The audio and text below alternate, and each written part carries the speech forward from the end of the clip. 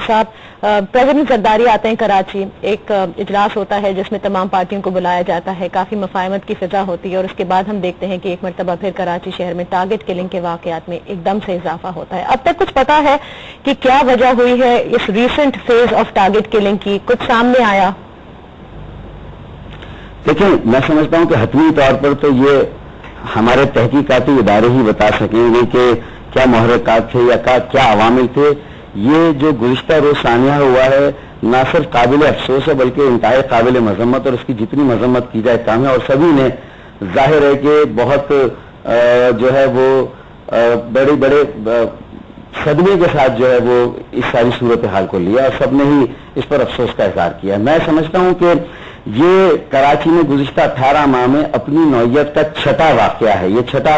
सानिया है। और ये इस तरह की वेज आती हैं। नवंबर 2008 से इसका आगाज हुआ था, उसके बाद मार्च 2009 में, अप्रैल 2009 में, फिर दिसंबर 2009 में, उसके बाद जनवरी 2010 में, और अब ये मई 2010 में ये छठा वाकया हुआ है। ठीक है, मैं सिर्फ ये समझता हूं कि अब जो रिपोर्ट आपने यहाँ पर पेश की है, काबिल एहतराम सिंध के सूबाई वजीर तालीम पीर मजरूर साहब वहां पर बैठे हैं, अमीन खटक साहब बैठे हैं, जो कि एक इंतहाई काबिल एहतराम अवामी नेशनल पार्टी के रहनुमा है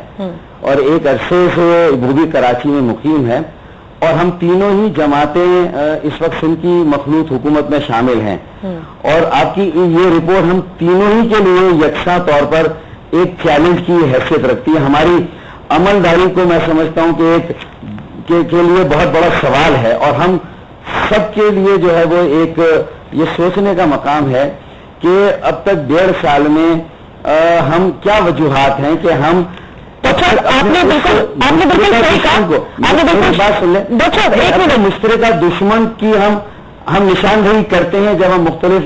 मीटिंग्स में बैठते हैं। और ये खुला हमारा एक यानी 80% इसके मुहर्रिकात या अवामिल, मैं ये इस मखसूस वाक़े की बात नहीं कर रहा हूं, लेकिन इससे पहले जो डायमेंशन इसका खास तौर पर रहा है, और मुख्तलिफ जो कानून नाफिज करने वाली एजेंसियां हैं जिसमें ISI हो, IB हो, MI हो, रेंजर्स हो, वजीर आजम ने मार्च और अप्रैल के महीने में आकर जो आला सतह की मीटिंग्स की और उसमें उन्होंने जो इस सारे फसाद और झगड़े की जड़ जिस फैक्टर को बताया है, मैं भी सबसे पहले तो उसको एक्सपोज करना चाहूंगा कि एक सिंडिकेट ऑफ क्राइम है, एक लैंड माफिया जराइम पेशा जिसे मंशियात पेशों का और असला फरोशों का एक ग्रोह है जिसका नेक्सस बना है गुज़िश्ता 2 सालों के अंदर।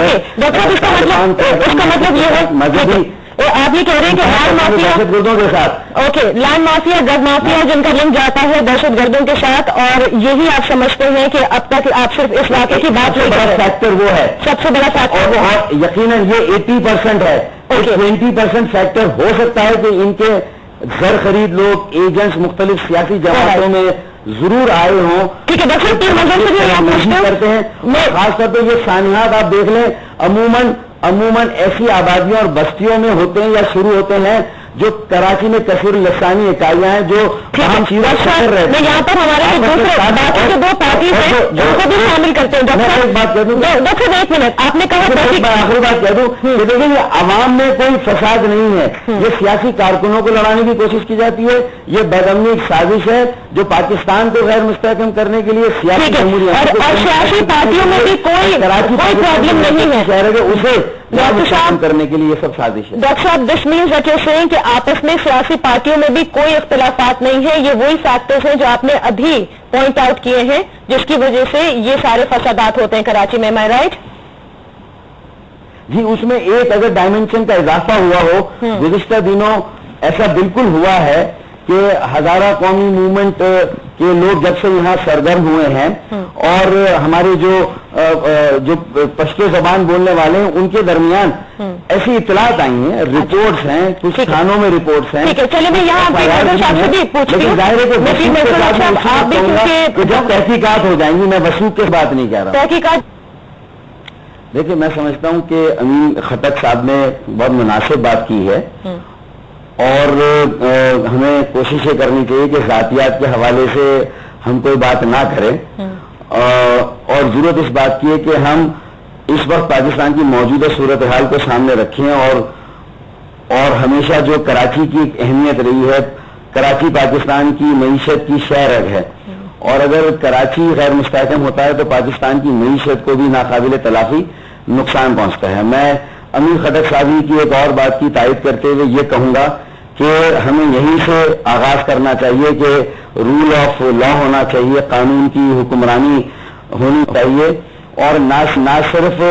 جو یہ 2 روز میں واقعات ہوئے اور اس میں ٹارگٹ کلنگ میں جو لوگ جاں بحق ہوئے ان کے قاتلوں کو بے نقاب کیا جانا چاہیے، گرفتار کیا جانا چاہیے، بلکہ یہ 6 کے 6 واقعات میں اب تک جو میں سمجھتا ہوں کہ 500 کے قریب لوگ جاں بحق ہوئے ہیں، جس میں سب سے زیادہ متحدہ قومی موومنٹ کے کارکنان، جن کی یہ فہرست بھی میرے پاس ہے، کوئی 140 کے قریب کارکنان ہیں جو جاں بحق ہوئے ہیں، ان کے بھی قاتلوں کو یقیناً گرفتار ہونا چاہیے۔ اور میں یہ تو نہیں کہوں گا کہ اگر ان کے قاتل گرفتار نہیں ہوئے تو پھر ہم بھی احتجاج کا حق رکھتے ہیں۔ ظاہر ہے کہ سب کے دل دکھے ہوئے ہیں اور ساری سیاسی جماعتوں کے کارکنان جو ہیں انہیں ٹارگٹ کلنگ میں گھات لگا کر نشانہ بنایا جاتا ہے، اور سیاسی جماعتوں کے درمیان غلط فہمیاں، مغالطے پیدا کیے جاتے ہیں، ان کے کارکنوں کو متصادم کرنے کی کوشش کی جاتی ہے۔ انٹر کمیونل فیز جو نیبرہڈ ہے، ایسی آبادیاں، بستیاں کہ جہاں پر کثیر لسانی اکائیاں آمنے سامنے، وہاں کوئی شوشہ چھوڑا جاتا ہے، لوگوں کو آپس میں لڑانے کی کوشش کی جاتی ہے۔ اس طرح امین صاحب کچھ کہنا چاہ رہے ہیں جس چیز کی وہ وضاحت چاہ رہے ہیں آپ سے؟ میں صرف آخری بات تو ہمیں دیکھیں، ہم فائر فائٹنگ میں جاتے ہیں اور رینجرز کی پکٹس جب لگاتے ہیں، خاص طور پہ چند تھانوں میں جو علاقے ذرا سینسیٹیو ہیں، تو فوراً یہ ٹارگٹ کلنگ اور یہ ساری چیزیں رک جاتی ہیں۔ میں سمجھتا ہوں جب تک ہم کوئی اس کا حل نہیں نکالتے، اس کا حتمی فیصلہ نہیں کرتے، ہمارا مشترکہ دشمن کون ہے جو ہمیں لڑانے کی کوشش کر رہا ہے، یہ رینجرز کی پکٹ وہاں پر رہنی چاہیے۔ کوئی تقریباً 50 کے قریب کراچی میں ایسے مقامات ہیں جو ہم نے آئیڈینٹیفائی کیے، اور ہم نے ہمیشہ یہ تجویز دی ہے، اور جب بھی فائر فائٹنگ ہوتی ہے اور یہ پکٹس لگتی ہیں، وہاں ان کی موبائلنگ ہوتی ہے، اسنیپ چیکنگ کا سلسلہ شروع ہوتا ہے، یہ سارے واقعات جو ہیں وہ تھم جاتے ہیں۔ ہم تینوں جماعتیں ایک دوسرے کے ساتھ بیٹھتے ہیں، ایک دوسرے کے علاقوں کا دورہ کرتی ہیں، ساری چیزیں نیچے آ جاتی ہیں، وہ دشمن اپنے بلوں میں واپس چلا جاتا ہے جو ہمارا مشترکہ۔ یہ آپ نے بالکل ایگزیکٹلی وہی بات کی ہے جو کہ شاید ایک عام شہری کے، کراچی میں رہنے والے کے ہیں، کہ جب واقعات ہوتے ہیں، رینجرز آتے ہیں، اعلیٰ سطح کے اجلاس ہوتے ہیں، تمام باہمی مفادات پہ بات ہوتی ہے اور سب شیر و شکر ہوتے ہیں، اور اس کے بعد ایک دم سے پھر ایرپٹ ہوتے ہیں۔ Now who's going to establish this rule of law؟ کون کرے گا شہر کو اسلحے سے پاک، ڈرگ مافیا سے پاک، لینڈ مافیا سے پاک؟ نشاندہی آپ لوگ سب کر دیتے ہیں، ذمہ دیکھیں، یہ گزشتہ مارچ اور اپریل میں بڑی اعلیٰ سطح کی میٹنگ ہوئی، وزیر اعظم آئے، پھر مئی میں صوبائی حکومت اور صوبائی کابینہ نے بھی ایک فیصلہ کو اقدام کرنے کا فیصلہ کیا کہ ایک دہشت گرد ہے، ایک جرائم پیشہ شخص ہے، لینڈ گریبر ہے، اگر وہ کسی پارٹی کا شیلٹر لے رہا ہے تو وہ اس پارٹی کا نہیں ہے، وہ اس پارٹی میں بھی کالی بھیڑ ہے، اسے ہم ایک دوسرے کے تعاون سے اس کو ہم ایکسپوز کریں، اس کے لیے ایک دوسروں سے فہرستوں کا تبادلہ کریں اور آپس میں جو ہے باقاعدہ صلاح مشورہ کریں۔ دیکھیں، ساری پارٹیوں کہ جو مرکزی کمیٹیاں ہیں، رابطہ کمیٹیاں ہیں، ان کو کوشش یہ کرنی چاہیے کہ کسی طرف سے بھی اشتعال انگیزی ہو تو کم از کم کوشش یہ کرنی چاہیے کہ وہ اس کے رد عمل میں جو ہے وہ کوئی ایسی بات نہ کرے جو کہ ذاتیات پر مشتمل، اور اس کے لیے ساری سیاسی جماعتوں کو اپنے ایسے رہنماؤں